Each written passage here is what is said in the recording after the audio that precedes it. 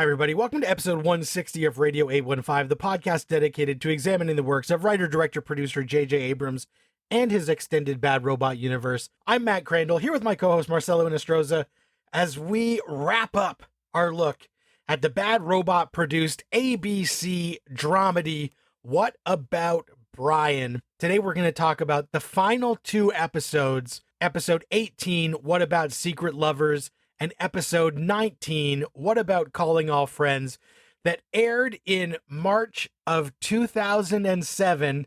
As this show, we've been debating, Marcelo, back and forth, whether they knew that they were getting canceled or not. And we have a definitive answer that we'll talk about when we talk about the last episode.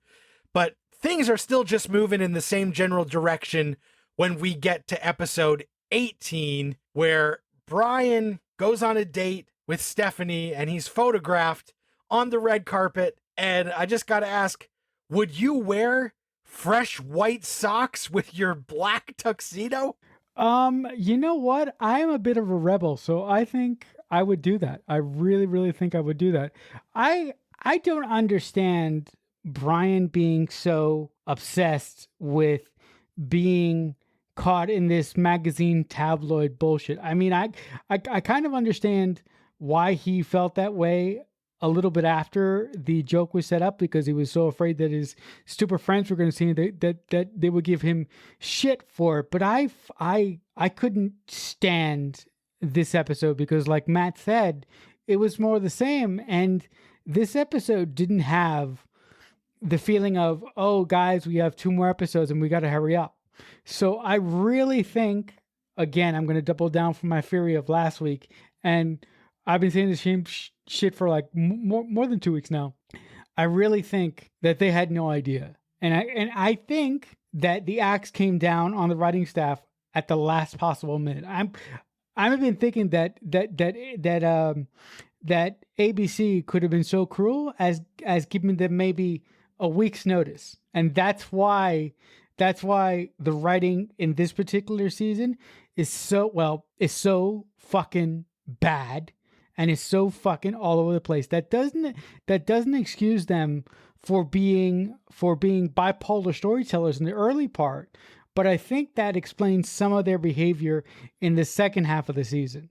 Yeah, I do think, this is a show that they kept retooling and reorienting the characters on the fly, because obviously the ratings weren't good and they were getting network notes saying like, we need this. And I think that, as we will find out by the end of the next one, they didn't know that they had been canceled. I don't think they were told at all. I think that the finale aired before a decision had even been made. And it would have only been after, because the final scene we'll talk about later is just such a, like, if we knew we were done, we would have cut that 10 seconds off the episode. But because it's on the episode, they didn't know. There's no fucking way they knew. But we will get to that. But I gotta say that this is like such a 2007 episode of TV, because Brien gets put in a magazine as worst accessory from the red carpet premiere he went to last episode. And he's worried and hoping that, like, hopefully none of his friends get Celebrity Beat magazine and will find it. But of course, through writer's convenience, Adam has a copy because Heather used to get it.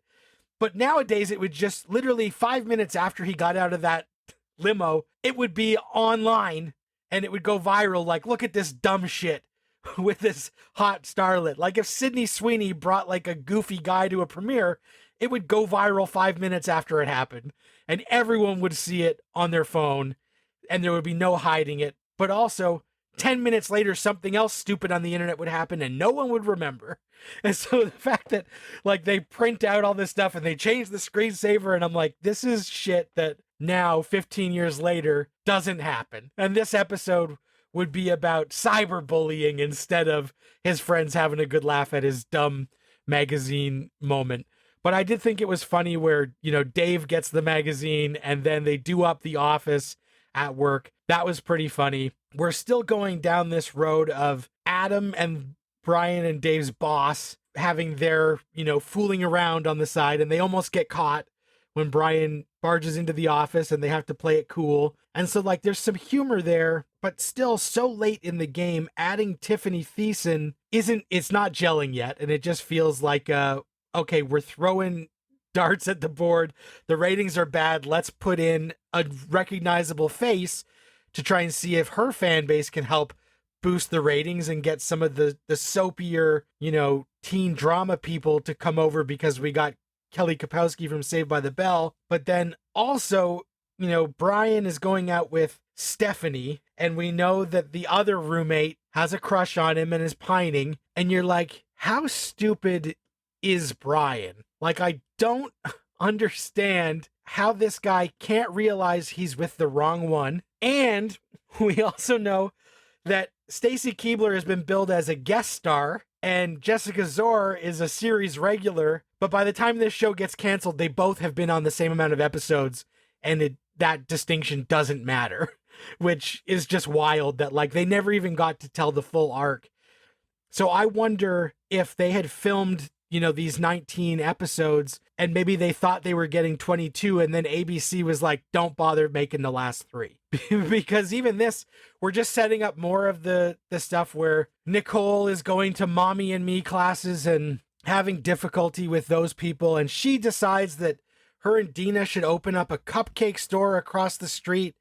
And there is a funny moment where she overshares at the mommy and me class about her sex with Adam that will come back and finally get that secret out in the open. But a lot of this just feels like wheel spinning, and certainly if we knew that we were getting canceled, we wouldn't be wasting our time with this. We wouldn't be wasting more time on John Hamm being back and having that awkwardness continue after last week's skirmish.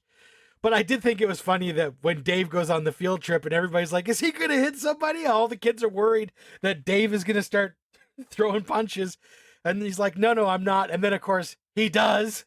And so, like, there is some humor and fun here with that Nicole oversharing and with Dave on the field trip. But a lot of it is just not landing. And a lot of this stuff feels like it's half-baked and not quite ready for us to actually get invested in. One thing that I found really, really curious, how in the world was Nicole able to afford a building that was her rent, and how in the world was she able to turn it over so fast into a cupcake shop? How can she fucking pay for that?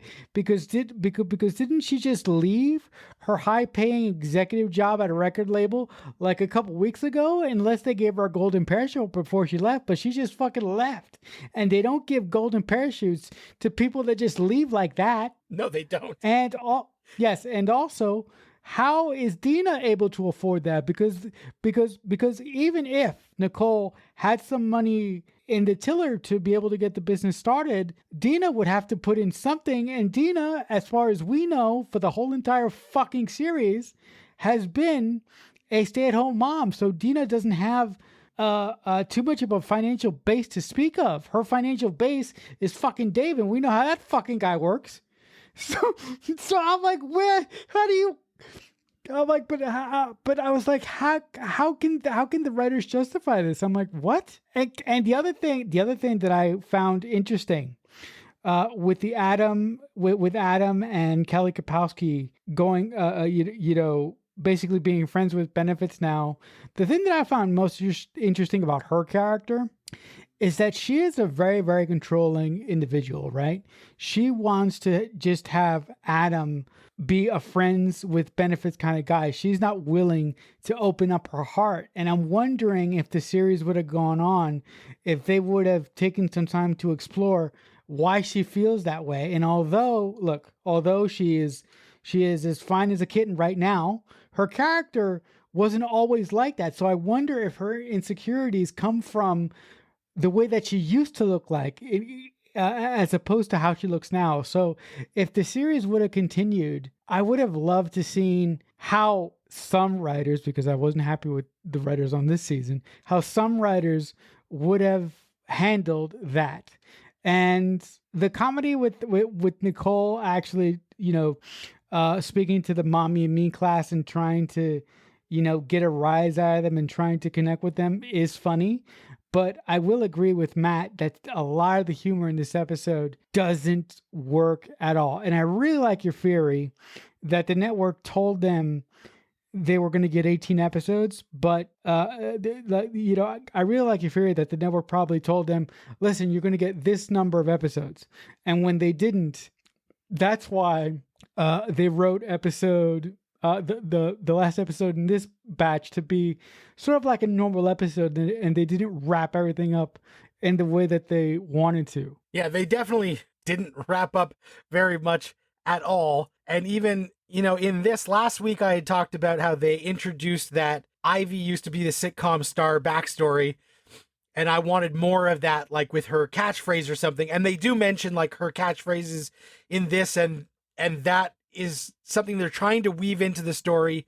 But obviously this is the penultimate episode and it's too little too late. So Ivy and Jimmy still have nothing interesting to do and are just kind of there. And you're like, all right, we got to find a better way to make this happen.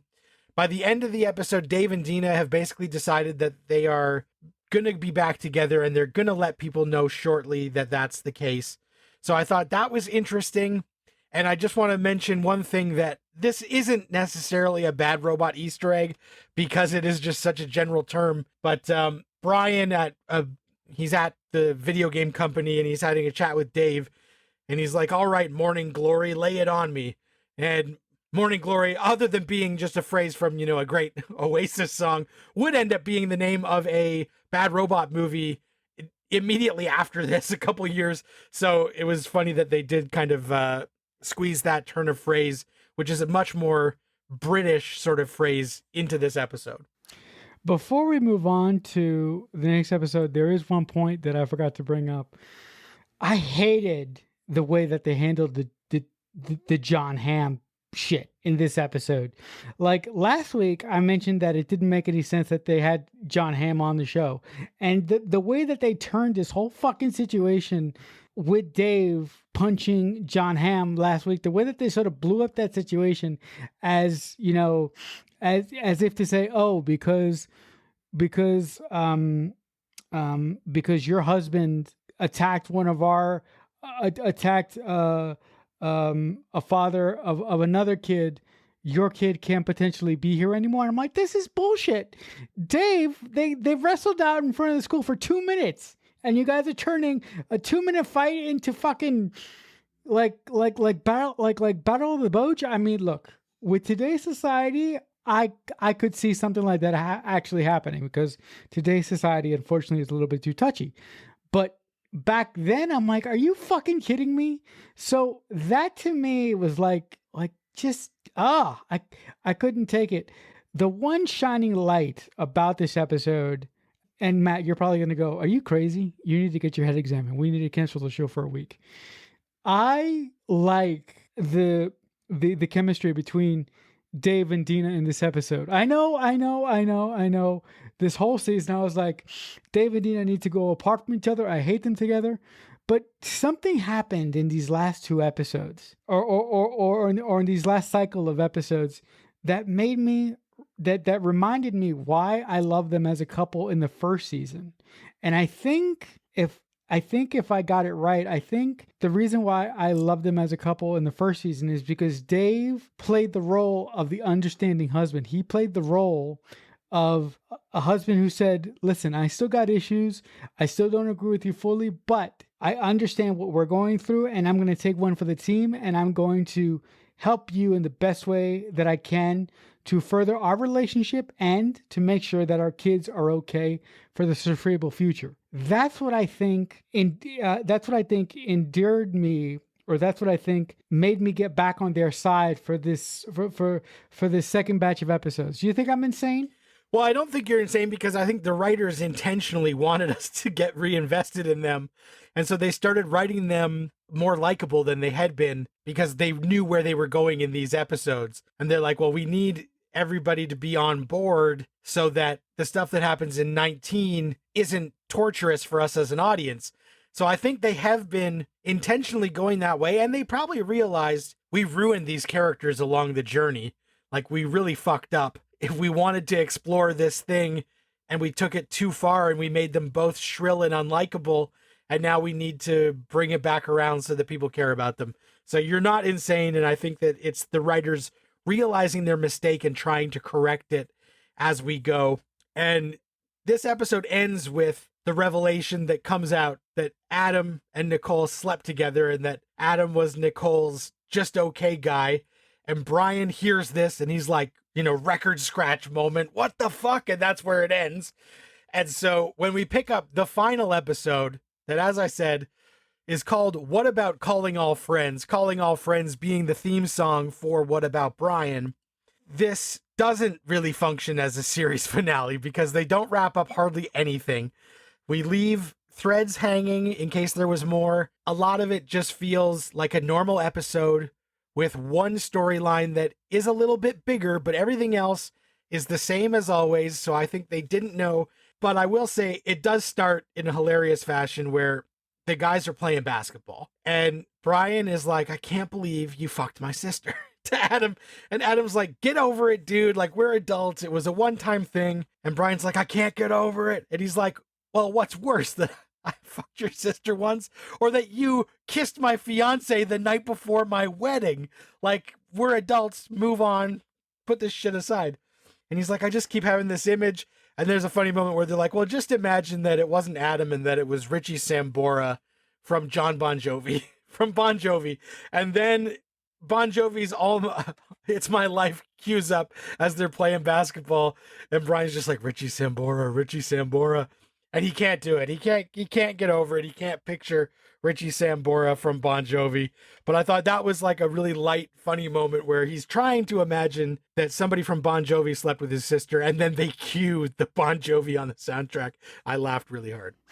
This opening to the final episode of the series was really reminiscent to me of that quick shot in the pilot of all the girls in the kitchen and watching the boys play outside in the driveway, watching our original cast of, friends playing the driveway. And listen, I don't know if they did that intentionally. They probably didn't with everything that we've said in this episode. But I thought that was a really nice tip of the cap to show where the show began and where it could have possibly gone if they had known that an axe was just going to come and take their heads off. I did like Adam. I did like Brien being so uncomfortable with Adam sleeping with his sister, but I'm like, shouldn't you be over this? Because hasn't worser shit happened between you and Adam? Like, this is something minor. She's just your sister. This asshole, in reference to Adam, stole the love of your life at the time. Isn't that 100 times worse than sleeping with your sister? A sister that you kind of don't even like? Well, don't even like is a strong word, but don't even like to us, because she's kind of like there, but not there, if you guys know what I mean. Yeah, and honestly, I feel like they were dealing with that because by the end of this episode, it really felt like they were going to take it in a trajectory where Adam and Nicole don't want to be together, but through circumstances would end up having a deeper connection and possibly falling in love as it went on. Because I kept thinking, like, are they going to try and make Adam and Nicole endgame? This is fucking terrible. But that is what it felt like, because as the episode goes on, they spend a lot of time together helping with the cupcakes. They go to a Lakers game afterwards, and they've got Adam has Carrie, Dave and Dina's daughter, and Nicole has Bella. So like they're just out like a whole family unit after this crazy cupcake day. And then at the end, when she's sitting there and she sort of says to Tiffany Thiessen, like, don't break his heart. And she says, well, are you the right, like, who are you to say this? And she's like, well, no, look, I know that I'm not right for him, but you're definitely not right for him. Like, I know Adam and you're not going to be a good fit. But I feel like the writers were trying to lay groundwork for Adam and Nicole to have a closer relationship going forward, and realizing that the thing that they thought was a one-night fling was not. So then that would cause more drama with Brien later. But we aren't gonna resolve any of that by the time this episode is over. So it was like, I see what you're doing, and I know that if you knew, you wouldn't have wasted time on this bullshit plot. What ended up being the series finale of What About Brien? Brien is in this the least of any character in the entire episode. He barely has like 3 scenes. It is fucking bizarre. It was like, all right, Barry Watson gets the week off other than the opening scene, and like 2 other scenes later, we're giving a lot of the load to Dave and Dina and Adam and Nicole, and fucking Brien is nowhere to be found for 3/4 of the running time, which I just couldn't believe. I know, right? That was the thing that I was dying to talk about with this final episode of the show. It seemed like so much was given to it seemed like so much was given to the supporting characters, and our main character Brien was nowhere to be seen. And I felt it just felt really odd to me. It didn't feel right. It was just it was such an interesting choice for the writers to make, because listen, I'm used to the writers doing that with Nicole, because in my mind and Matt's mind, if I can speak for you, Matt, just this one time, they never really knew what to do with Nicole, but Brien has always been their pride and joy. And the character development that they did with him early on in the season suggests that they really, really liked using him as a storytelling device. And for them to discard him in this kind of way was very, very shocking to me. Yeah, it was crazy because basically Dave and Dina are keeping everything a secret, that they're going to renew their vows. And so they say that they're going to like 2 different places, and they're going on, separate trips, but they are actually together. And so as part of this, Adam is taking care of Carrie, the youngest daughter, and Larissa and Geneva are basically, Brien is kind of watching out for them, and he gets his girlfriend Stephanie to look out for them. And then, of course, she loses them, and that becomes a big moment. But I'm just like, all right, Brian's on babysitting duty, but we don't do anything remotely funny with that up until this Lost at Disney mix-up. And he just sits the episode out, because we spend most of our time at the cupcake shop watching the mania of that and on Dave and Dina's road trip.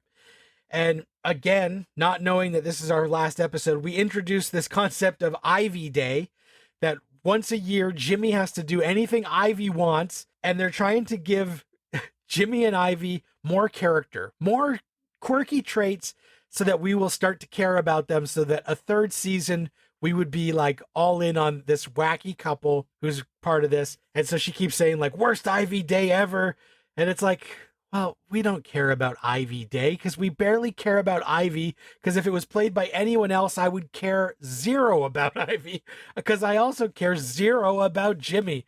So that was wild to me. And Dave and Dina going on their road trip was fun, but then they like have sex in a field in front of cows, and I'm like, how awful would that be to have all this cows taking shits while you're trying to get it on? I'm like, this is not romantic.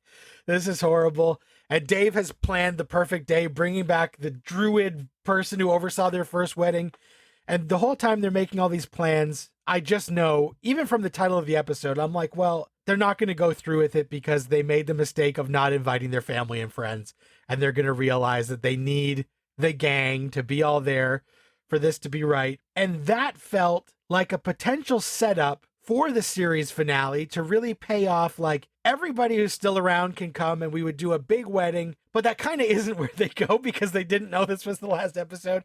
And it ends up just being a small scale wedding at Dave and Dina's. And everybody does happen to be there because they all were convening at Dave and Dina's after their long cupcake day, losing the kids at Disney Day. And so we do get that nice moment that if the episode ended there, I would have said, well, okay, there's a little bit of closure, but we get like a little scene after that. But I do want to mention that Brien, as we all know, going out with the wrong one.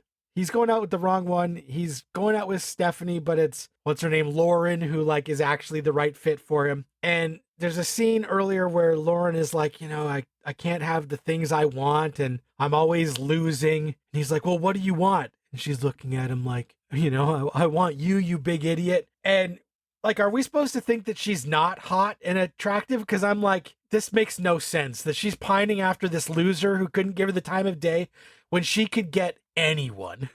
This woman could have anyone she wanted. Why does she want this deadbeat guy who lives above her?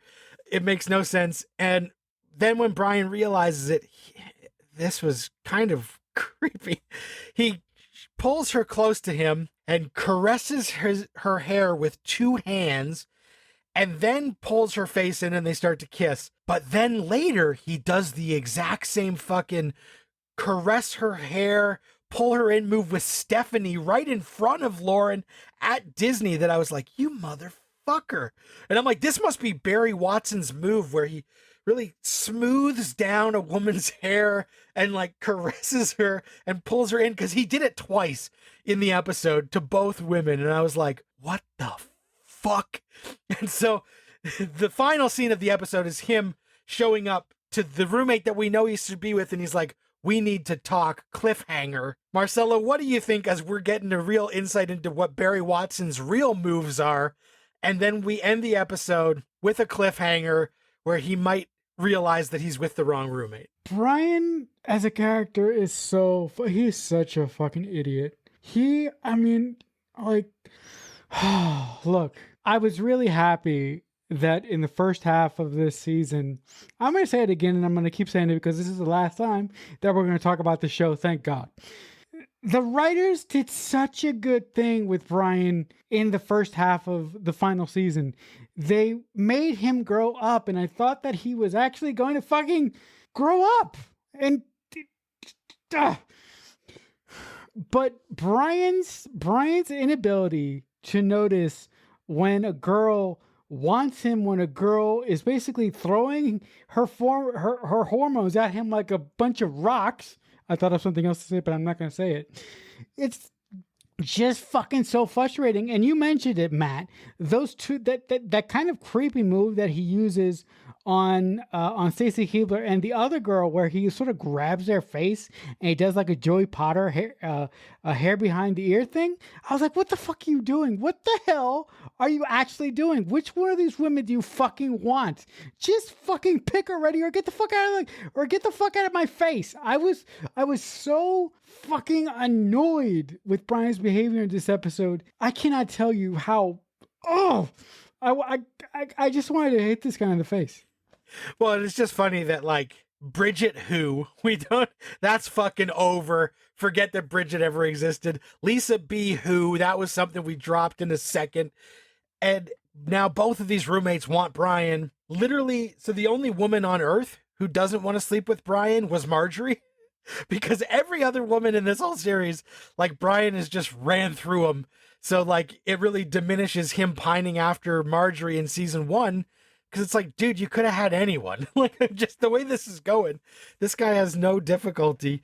And looking back now, it's like, man, season 1 showed so much potential for where this show could have gone. And then network interference and all that stuff, retooling for ratings, really took it on an up and down roller coaster. And then them getting canceled without a resolution makes it hard to recommend to revisit the series, or if you have never watched it, to get into it for the first time. And I had fond memories of it because I remember it being goofy and funny and, very brothers and sisters-esque. Like, this was the time that show was on.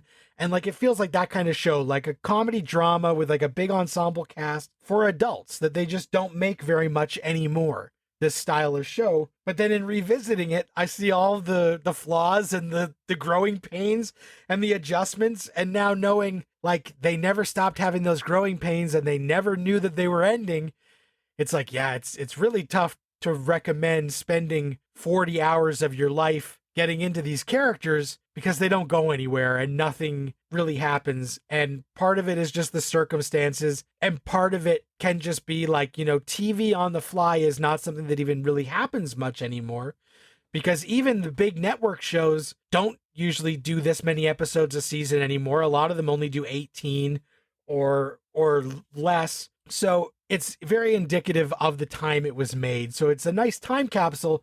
But would I recommend that people go back if they've never seen it to watch? I would say watch the first season and then just stop and enjoy the mystery of where it could have gone rather than where it went. Yeah, or if you're a writer like us and you're between projects and you want to relax, I don't know why you would do this, but write some fanfic, right? Well, fanfic to me is a dirty word for writers. So actually take it upon yourself to write your version of What About Brien season 2 where Marjorie still sticks around. Because I do want to just mention one thing. During the what should have been the final season of the what should have been the final scene of this final episode, when they're all there on the beach watching Dave and Dina renew their vows, I'm like, it's great that everybody's here, but somebody's missing.